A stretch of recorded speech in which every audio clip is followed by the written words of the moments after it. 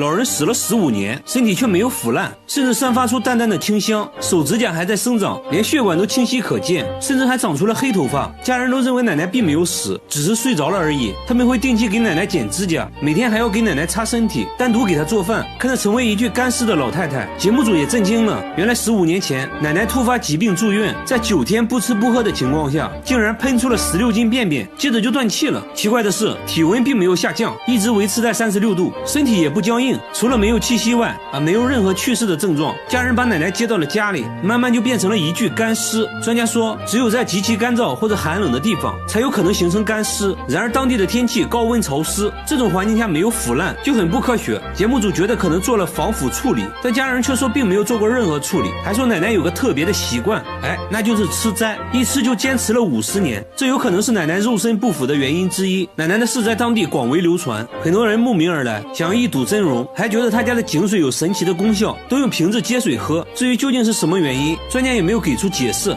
只能说真的很神奇。然而下面这面墙也很奇怪，他家的墙会哭，只要静静的听就能听到抽泣的声音，整整哭了10天。店主说有时用力敲2下，他又会稍微停一会儿，越到晚上哭声越大，搞得人心惶惶，顾客都被吓跑了。工作人员录下声音，找到了专家，对声音进行了波长分析，总之结论就是这声音明显是一种有生命的东西。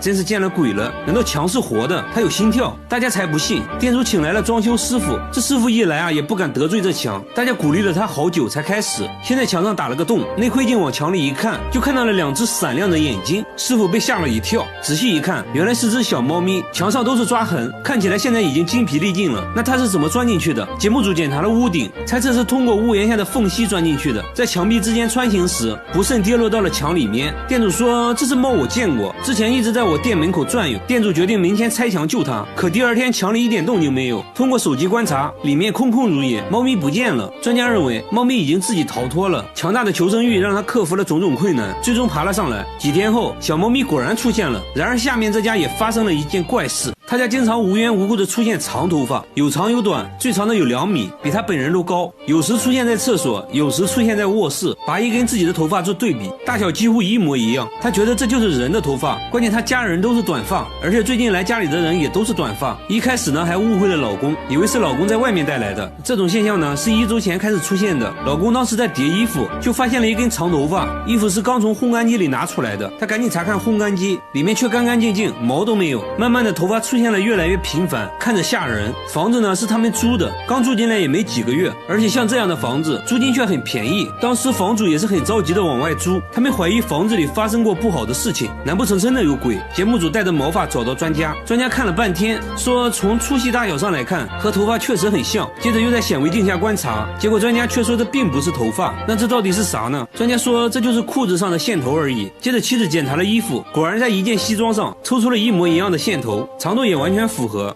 虚惊一场。好了，我是预备关注我，每天一个迷惑行为大赏。大妈脑袋里长了一块吸铁石，头上总会吸到曲别针之类的小东西，而且还不会掉，走到哪吸到哪。但脑袋看起来没有任何异常，而且最近经常无缘无故的头痛，疼得她满头大汗，去医院做了脑部 CT， 但机器一直叫个不停。医生刚开始还怀疑她戴了发卡，经过多次检查，医生也震惊了，她脑袋里还真的有一个12毫米的东西，边缘看起来很锋利，就镶嵌在头骨上，距离大脑不到1毫米，如果穿破头骨的话，那后果不堪设想。奇怪的是，头上并没有任何伤口，大妈也完全不记得这东西是怎么进入脑袋的。医生怀疑是小时候摔倒后，这东西就卡在了脑袋里，当时没注意，慢慢的伤口就愈合了。随后大妈被送进了手术室，经过漫长的等待，医生成功把这东西取了出来，在体内存在了30年，表面都已经生锈了。那到底是不是吸铁石呢？经过分析这东西和吸铁石成分很像。这里面是什么？大妈整天推着婴儿车流浪，晚上就睡在公共厕所，这样生活了10年。问她为啥不回家，她却说家里有个怪东西会隐身，就算在外面冻死也不敢回去。即使在外面，她依然觉得有什么东西在跟着自己，警惕地看着四周。白天她又毫无目的的流浪，拿出一盒猫罐头开始吃，还往婴儿车里放了一点，这才看清楚，原来婴儿车里面还有一只猫。经过一番沟通，大妈同意带我们去家里，她家门上安装了5把锁，里面还有一道防盗门，进来后要赶紧用一个柜子挡住，屋里窗帘紧闭，没有一丝光亮，并把所有家当都放在了衣橱里，甚至包括电饭煲。节目组安装了摄像机，想要拍到大妈说的的那个怪东西。然而一夜过去，并没有任何发现，却发现大妈行为举止很反常。只见她半夜好像听到了什么，惊慌的来回走动，还时不时跪在地上，嘴里一直念叨着什么。节目组很疑惑，大妈神秘的指了指天花板，说：“你难道听不到声音吗？那个怪东西就躲在天花板上呢。”但工作人员并没有听到任何奇怪的声音。节目组觉得这一切都是大妈想象出来的，她到底发生了什么事？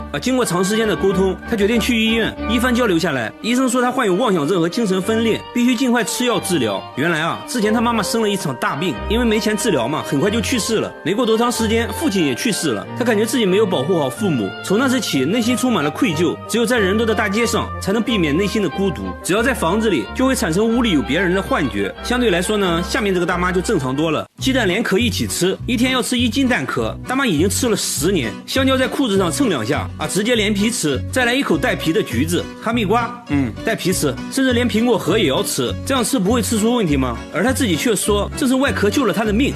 这又是为啥？他也不解释反而变本加厉，觉得果壳不过瘾了，直接吃起了生板栗，看样子味道也不错2口就能吃下1个。大妈的闺蜜都很担心她，叫她来吃饭改善一下。没想到大妈却把饭菜扔在一边，拿起蟹壳直接开灶。她边吃还边嫌弃，说螃蟹还是生的好吃。接着又把朋友吃剩的鱼骨头用菜叶包起来，几口就吃了下去。那她为啥要吃这些呢？真的是奇怪。到目前为止，带皮的水果没有什么是大妈不能吃的即使是榴莲，它也是带皮这个没有。大妈说果皮才是好东西，有营养，而且自己很健康。接着她终于告诉大家吃这些的原因。原来当年她得了很严重的胃溃疡，有天痛到无法忍受，莫名其妙吃了带壳的鸡蛋，没想到胃里一下她就不疼了，从此就走上吃壳的道路。节目组也带她去检查了，胃病真的好了，身体啥毛病没有，但医生还是建议大妈少吃，不然很可能会损伤肠道。一定要吃的话，最好中午吃。和大妈一样，下面这个大爷也是狠人，他不知道，反正我感觉挺入味的。好了，我是月贝，关注我，每天一个迷惑行为大赏。他每天都要吃猪饲料，饲料都过期发霉了，他却吃得津津有味，边吃还边笑，屋里还囤了好几袋，就这样吃了50年。渴了就在地上接水喝。刚见到工作人员时，他非常警惕地打量着，问他为什么住在山里，他却什么都不说，转身迅速离开了。工作人员赶紧跟了上去，但跟不上他的步伐，很快就不见人影了，只好回到他的住所继续等待。傍晚他再次回到住所，问他问题还是什么都不说。山上的夜晚异常寒冷，他躺在石头床上瑟瑟发抖，不停地说着莫名其妙的话。在工作人员的长期沟通下，他终于想起了自己的名字。那这下好办了，节目组来到山下村庄，想了解更多关于他的信息。村民听到他的名字后都很震惊，说他失踪了50年，还以为他早就死了。通过一番打听，节目组找到了他表哥，随后表哥也来到山上。见到表哥后，他突然跪了下来，表哥邀请他和自己一起生活，但他却直接拒绝了。那他为什么要坚持住在山上呢？真的是奇怪。工作人员在旁边搭起了帐篷，决定和他同吃同住，与他进行更深入的交流，让他慢慢打开心扉。几天过去了，他变得开朗了很多，还主动给工作人员递上食物。他终于决定走出大山，接着呢也说出了自己的故事。原来在他小时候，父母就离婚了，他只能和外婆相依为命。不幸的是，外婆不久后也去世了，他伤心欲绝，独自一人躲到了山上。这一躲就是50年，可能对他来说，山上这个寒冷狭窄的空间才是他唯一的庇护所。工作人员随后带他离开了大山，开始了新的生活。虽说大爷吃猪饲料很稀奇，尽情喝，也不会再管你。他一听也对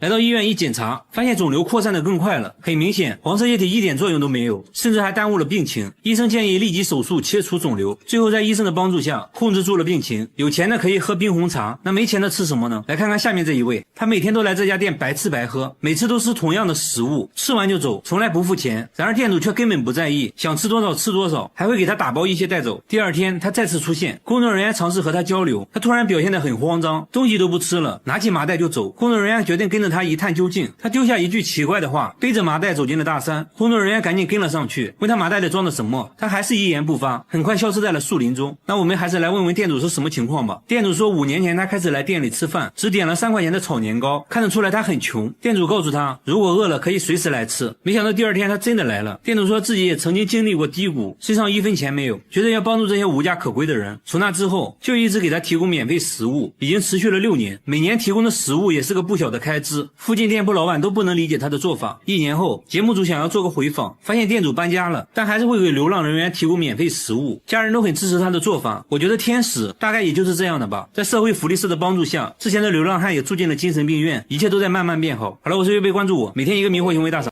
他把生牛肉当面膜，整张脸贴满了新鲜牛肉，血水还不停地滴下来。用完的生牛肉也不浪费，直接吃掉。边吃呢还边笑，还说敷完后皮肤光滑有弹性。更夸张的是，敷完面膜后，他竟然用大骨汤洗脸，还必须用熬了12小时的牛骨汤。他说自己是干性皮肤，骨汤里有满满的胶原蛋白，对皮肤很好。最急的人是他妹妹，认为姐姐38岁的年纪看起来像18岁，容易引来非议。而且由于常年吃生肉，去医院检查后还发现身体竟发生了一个奇怪的变化，但他却并不在意，反而变本加厉，让记者也试一试牛肉面膜。从袋里拿出新鲜牛肉，就往记者脸上涂，边涂呢还边问记者感不感动。记者吓得直接不敢动。不一会儿，记者脸上都被覆满了生肉，静静躺在沙发上感受效果。看到不停渗出来的血水，他却忍不住流口水。敷完后直接扯下一块塞进嘴里，还说口感非常滑嫩爽口。他还推荐记者尝一下。记者含着生肉，迟迟不敢吃下去。他每天都要去买新鲜的生肉，检查是否新鲜的方法就是直接生吃。店主露出了关怀智障的眼神，他却并不在意别人的看法。确认新鲜后，直接买了一大袋，回家后简单调个蘸料就可以开吃了。因为吃着也很费钱，他没事就去餐厅打工，这样还可以顺便吃点餐桌上的剩肉。老板看到后也不敢说什么，毕竟敢吃生肉也是个狠人。等发工之后，他摇身一变又成了顾客，在自己的打工店继续买生肉吃。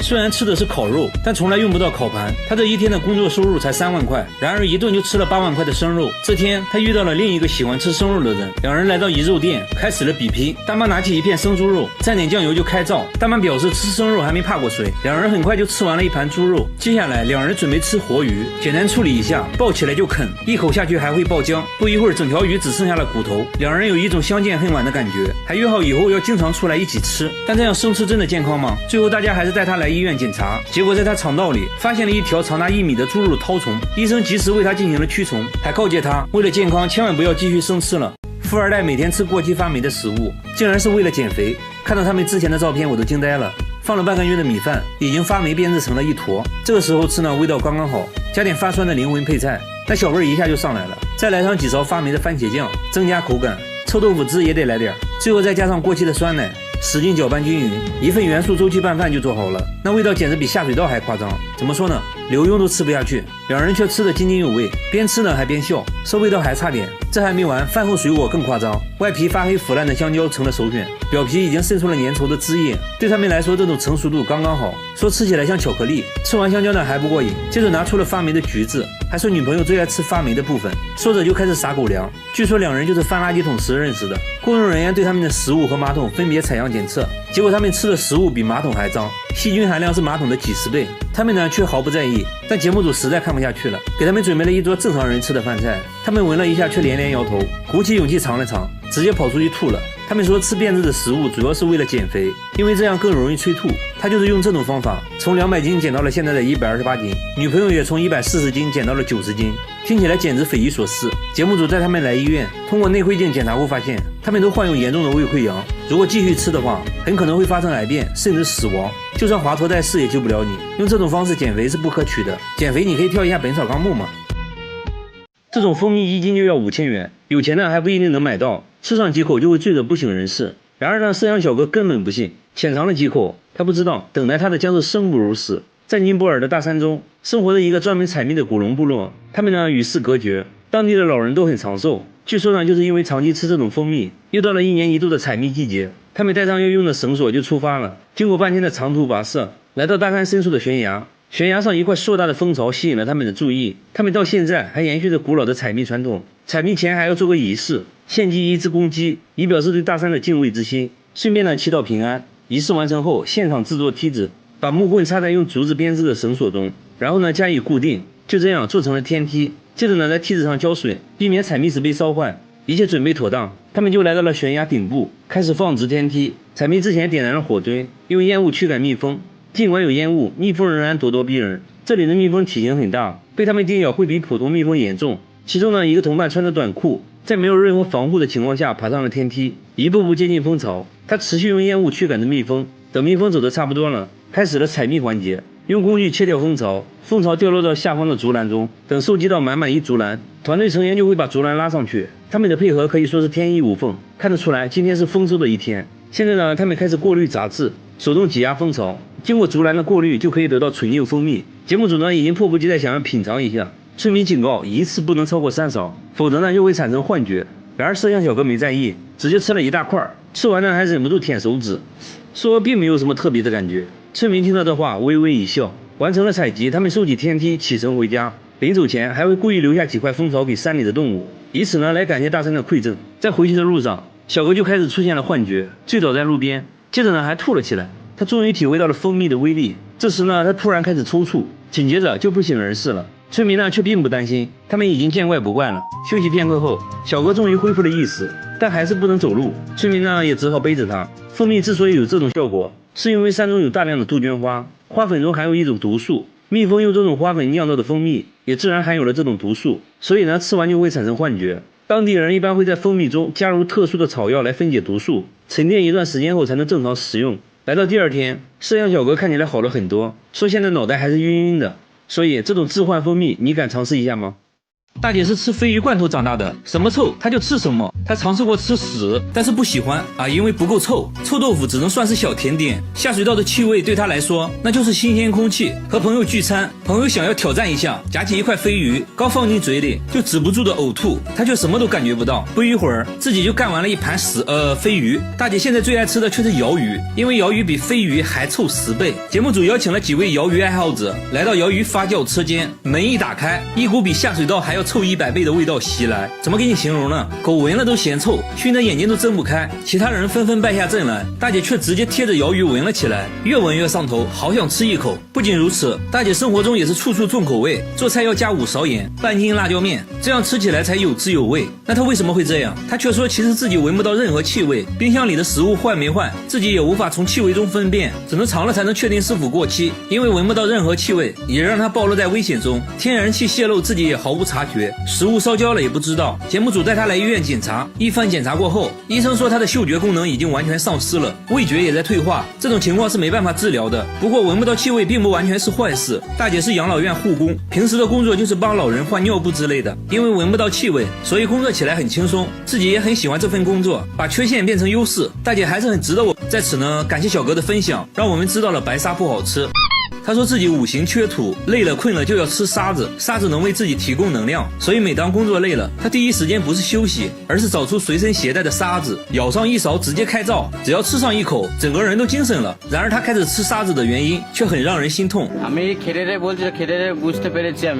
原来他小时候家里很穷，3天都吃不上1顿饭，饿得受不了了，就想着吃沙子来缓解饥饿。这一吃不要紧，他打开了味觉新世界，竟然爱上了这种味道。但是大家不要模仿，我替大家尝了，一点都不甜，比屎还难吃。最后我有个疑问，吃进去的是沙子，那拉出来的是混凝土吗？每天一个迷惑行为大赏。奶奶吃饭前要先挤1勺洗洁精，接着放进鱼汤里，搅拌搅拌，直接喝了起来。记者闻了一下，满满的肥皂味，奶奶却吃得非常香。这还没完，喝完汤，奶奶又拿着一片白菜叶来到厨房，对着洗洁精连按了3次，小心翼翼把洗洁精包起来，直接塞进了嘴里。大家非常不解，为啥要吃洗洁精呢？奶奶说自己不能吃肉之类的高脂肪食物，如果要吃的话，必须提前吃点洗洁精，让它在胃里中和一下油脂。不得不说，这想法非常脑血栓啊。饭后，奶奶给大家讲了自己年轻时候的事，大家终于懂了奶奶为啥这么做。奶奶说年轻的时候穷啊，工作又累又苦，得了胃病也没钱去医院，偶然的一次不小心吃下了半瓶洗洁精，她觉得自己肯定活不了了，听天由命吧。没想到啊，这下不仅没死，胃还不疼了，于是从那开始就一直吃。大家带她来医院检查，医生都觉得不可思议，胃里竟然没事，不过还是得戒掉洗洁精，如果胃痛的话可以吃药缓解。奶奶也答应以后不会再吃。2周后，节目组做了个回访，发现奶奶还在吃洗洁精，大家又给奶奶科普了一番，要相信科学。1个月后，节目组再次回访，这次奶奶终于戒掉了洗洁精，只不过吃药又吃上瘾了，大家千万不要模仿哦。母亲把11岁女儿当猪喂，每天强制喂食30碗米饭，如果反抗就会被母亲绑起来，甚至还在食物里加不明液体。记者看到大吃一惊，母亲却说这东西对女孩好。在采访过程中，记者还发现了更惊人的事，这里呢大部分地区都很穷，女孩基本在15岁之前就结婚了，女儿尽快出嫁意味着少一张嘴来养活，而且呢当地以胖为美，只有胖女孩才能嫁出去。虽然这个女孩才11岁，连她都觉得自己就应该快速长胖，赶紧嫁出去，这才是对家庭做贡献。母亲会专门搭建一个帐篷用来圈养女孩，他们的口号是管住腿张开嘴，目的就是长膘。她现在体重78斤，喂养结束后要达到160斤才算合格，整个过程一般需要持续好几个月。第2天早上喂养开始，先喝1盆加糖的骆驼奶，再吃掺上黄油的玉米糊。女孩需要2个小时内把所有食物吃掉，大约摄入3000卡路里，相当于10碗米饭的热量。这仅仅只是早餐。记者带来了一些杂志，让他们了解其他国家美的标准。女孩看到苗条的模特都觉得不好看，说女人应该有肚子才好看。这里的女人坚持认为男人喜欢胖的。记者找到当地男人求证，男人说妻子越胖，在自己心中的地位越高。接着呢，男人还对记者的身材评论了一番，说记者只是徒有虚表，身材呢不太行。很快到了午餐时间，这顿饭他们需要再摄入4000卡路里，再加上和马桶分别采样检测，结果泡面比马桶还脏，细菌含量是马桶的几10倍，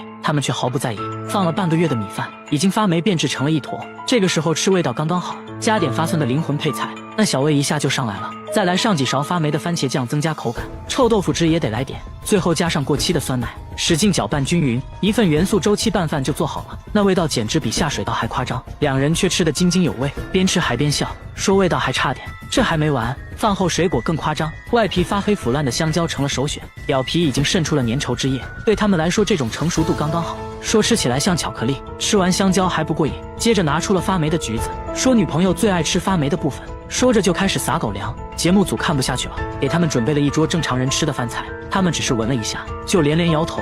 他们说吃变质的食物主要是为了减肥，因为这样更容易催吐。他就是用这种方法从200斤减到现在的128斤，女朋友也是从140斤减到了90斤，听起来简直匪夷所思。大家带他们来医院，通过内窥镜检查后发现，他们都患有严重的胃溃疡，如果继续吃的话，很可能会发生癌变，所以用这种方式减肥是不可取的，大家千万不要模仿哦。这个大爷30年吃了40万颗糖，这绝对是你见过最爱吃糖的大爷。只见他夹起一片泡菜，两面都蘸上白糖，接着塞进了嘴里，荷包蛋上也要来上满满1勺白糖，就连吃炸酱面他都要加入1包白糖，搅拌搅拌就开始享用美食了。这种神仙吃法震撼周围人一整年。他见人第一件事就是分享糖果，这是他认为最热情的方式。他嘴里随时随地都含着糖果，一天就要吃60颗糖，口袋里也装满了糖，除了睡觉基本上都在吃糖。又到饭点了，大爷打开糖罐子，把满满1勺白糖加在米饭里，做了个白糖拌饭，这个我觉得还是能接受的，我小时候就是这样吃米饭的。然而接下来的操作就比较奇葩了，他夹起一片泡菜，蘸上一点白糖，接着就送进了嘴里。这还没完，荷包蛋上也要来上满满1勺白糖，这个我就接受不了了。饭后大爷还得来一杯糖水消消食，然后1勺2勺8勺，他一共加了9勺白糖，倒上一点点水，搅拌一下，一饮而尽。就这种喝法，他每天都要喝5杯，算下来1周就要吃掉6斤白糖，还有400块糖果，这属实已经在人体承受范围之外了。这样吃糖牙齿能受得了吗？大爷轻蔑一笑，说开什么玩笑，我没有牙，我10年前就用上假牙了，反正不是自己的牙，想怎么吃就怎么吃，嘿嘿。他是从什么时候开始吃糖的？原来30年前他的身体出现了问题，不得不戒掉了烟酒，于是找到了糖果作为替代品。好消息是他的身体慢慢恢复了健康，坏消息是他得了不吃糖就难受的病。说起来也是搞笑，大爷虽然吃了大量的糖，但得糖尿病的却是他从不吃糖的妻子。大爷每天都会锻炼1小时，他认为自己的身体很好，但是他真的健康吗？节目组带他来到医院，一番检查过后，医生说虽然你暂时没有糖尿病，但是你有高血压，还是建议赶快戒掉糖，这样才能保持健康。最后大爷表示，为了健康自己会尽量少吃糖的。老爷子这种情况算比较好的了，下面这个男人就比较严重了。这个男人从出生就喝可乐，33年滴水未进。只见他打开一瓶1.5升的汽水，不到5秒钟瓶子就见了底。吃饭的时候他先倒上了3碗不同颜色的汽水，这几碗汽水就是他的主食，那一点点米饭只是他的配菜而已。吃一口米饭就要喝1碗汽水，他一天要喝3瓶1.5升的汽水，已经连续喝了33年，瓶子连起来都可以绕操场30多圈。随之而来的就是不断上升的体重。不仅如此，他的牙齿也被汽水腐蚀坏了，还得了关节炎，为此他不得不每天吃药，一把药物塞进嘴里。接着就奇葩了，他竟然用汽水送服，他为什么不喝水呢？他却说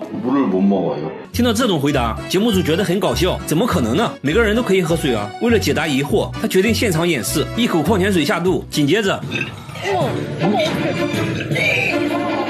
而且他头上也渗出了汗珠，看起来好像是真的不能喝水。他说只要喝水肚子就会痛，真是奇了怪了。原来他小时候得过一场重病，做完手术后母亲给他准备了很多食物，但他自己什么都吃不下，只能喝一点汽水。从那以后就开始喝汽水了。母亲起初对儿子很心疼，4年喝可乐身体会发生什么变化？大爷一口气就喝完了1.5升的可乐，但他却说自己喝的并不多，然而转身又干完了1瓶可乐。老伴也无法阻止大爷，他每天都要喝6瓶1.5升的可乐，工作时也要随身带着1瓶，工作累了就要打开可乐，随时随地补充能量。到饭点了，自然也少不了可乐，米饭里倒上半碗可乐，搅拌搅拌就做成了一份可乐捞饭，先喝汤后吃饭。你别说，我感觉这样好像还不错的样子。医生表示他患有骨质疏松症，而且大爷已经70多岁了，如果不想开席的话就要停止喝可乐。大爷轻蔑一笑，听完医生的话转身就走了。他还说你说买这个那个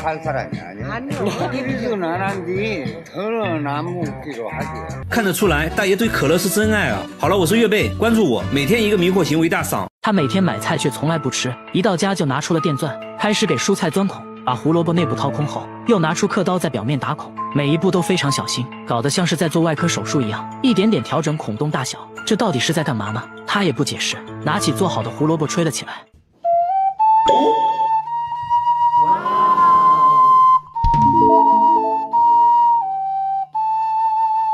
这真的还是胡萝卜吗？大家决定升级挑战，拿来了西瓜、鸡蛋和大葱。小哥轻蔑一笑，手起刀落间就把3样食材变成了乐器。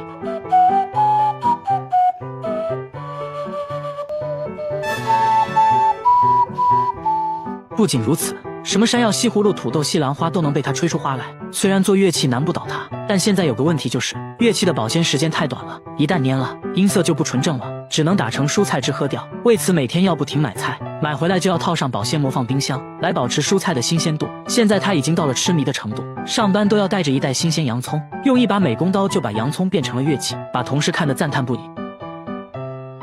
接着全身涂抹起来，大腿上也不能少，还能顺便当洗面奶用。不是啊，薄荷味牙膏涂在脸上真的不会痛吗？全身涂抹完毕，还得来个日光浴，促进吸收。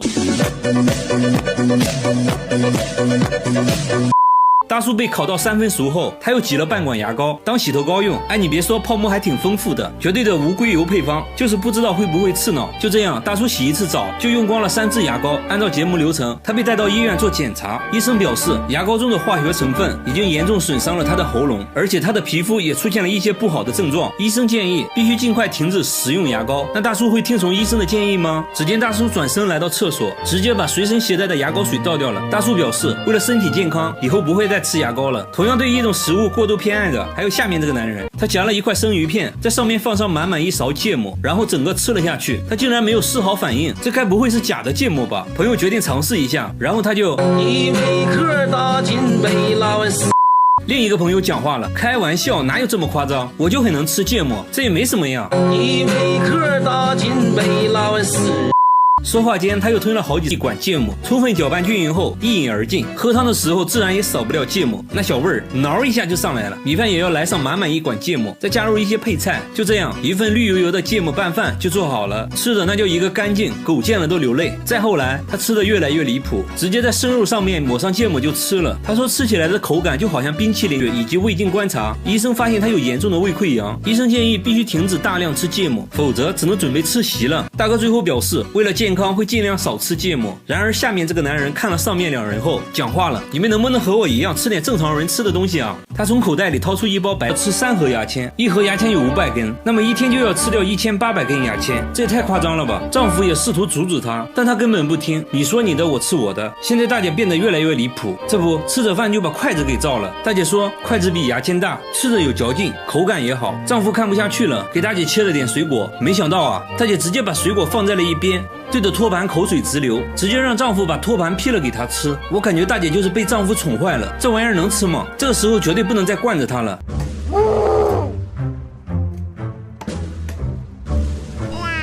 靠，当我没说。看来只要是木制品，大家都想尝试一下。他边吃边发表看法，说托盘没有牙签好吃。那么他是什么时候爱上牙签的呢？原来大姐之前患有严重的胃溃疡，有一次当她意外吃掉牙签时，她的病竟然好了。从那以后，只要胃疼就会吃牙签，慢慢的就上瘾了，宁可不吃饭也要吃牙签。但是大姐的身体真的健康吗？胃肠啊，有什么胃镜啊都透了，没有关系。没有问题的，有问题我不让他吃了。大姐无时无刻都在吃，就连床头柜上都放满了她的零食，2盒牙签，一堆一次性筷子，躺在床上吃，逛街也吃，她甚至连扇子都想尝一尝。节目组还贴心的给大姐带来了一些木质碗筷，大姐也不客气，拿起来直接开照。那味道如何呢？大姐说上面刷油漆了，不好吃。大姐又尝了一下竹帘，也不喜欢。她说竹子有酸味，目前来说最喜欢的就是杨木做的牙签。于是节目组又送给她好几盒杨木牙签。假如真的对身体没有任何伤害的话，开心快乐最重要。不得不说大姐的牙口真好，但是要说牙口好，下面这个男人表示不服。他拿起酒杯嘎嘣一口，直接咬下一块，接着嘎嘣嘎嘣的吃了起来。周围人的表情说明了一切。在丹东一个普通的早晨，妻子在炒菜，丈夫在洗餐前甜点，然而里面全是玻璃碴子，洗干净后上面撒上白糖，他接着就吃了起来。妻子想劝阻，但是无济于事。玻璃碴子能好吃吗？这个嚼一口非常香，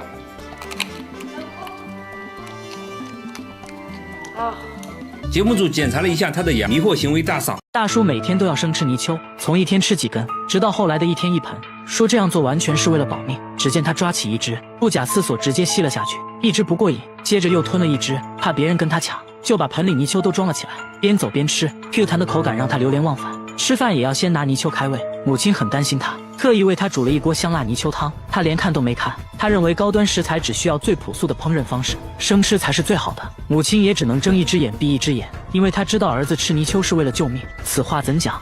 原来是大叔肠胃不好，为此还做过5次手术，吃过很多药都没什么效果。偶然的一次，在一本古书上看到泥鳅能缓解胃痛，抱着试一试的态度，当场生吃了一只，结果胃里一下就舒服了很多。就这样一吃就是10年。现在的问题就是泥鳅完全不够吃，没事就要去田里挖泥鳅，没一会就挖了一盆，稍微清洗下，抓起来就吸进了嘴里，那是干净又卫生啊。医院也去过了，胃病还真就好了，身体也没有其他问题。但大家千万不要模仿哦，容易感染。